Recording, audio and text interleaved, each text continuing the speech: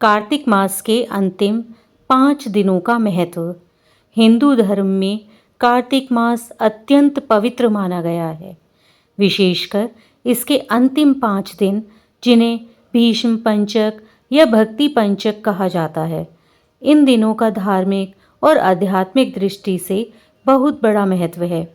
कहा जाता है कि इन 5 दिनों में भगवान विष्णु की उपासना, दीपदान, दान पुण्य, स्नान और व्रत करने से असीम पुण्य प्राप्त होता है तथा मोक्ष की प्राप्ति का मार्ग प्रशस्त होता है। कार्तिक शुक्ल एकादशी से प्रारंभ होकर पूर्णिमा तक चलने वाले इन 5 दिनों की शुरुआत देवउठनी एकादशी से होती है। इस दिन भगवान विष्णु 4 महीनों की योग निद्रा से जागते हैं और सभी शुभ कार्य जैसे विवाह आदि पुनः आरंभ किए जाते हैं।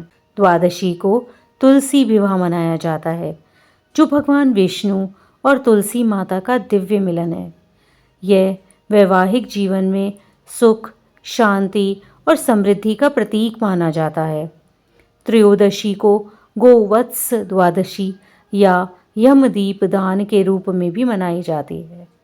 इस दिन गाय की पूजा तथा यमराज को दीपदान करने से अकाल मृत्यु का भय समाप्त हो जाता है और परिवार की रक्षा होती है। चतुर्दशी के दिन भीष्म चतुर्दशी का पर्व आता है, जो महाभारत के भीष्म पितामह को समर्पित है। उन्होंने इसी दिन भगवान विष्णु की आराधना करके मोक्ष प्राप्त किया था। इसलिए इस दिन गीता पाठ और विष्णु पूजन का विशेष महत्व होता है।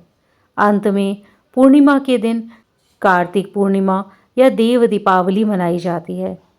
इस दिन माना जाता है कि देवता स्वयं गंगा जी में दीपदान करते हैं।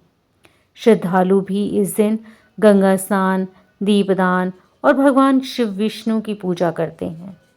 कार्तिक मास के ये 5 दिन भक्ति, ज्ञान, पुण्य का अद्भुत संगम माने गए हैं।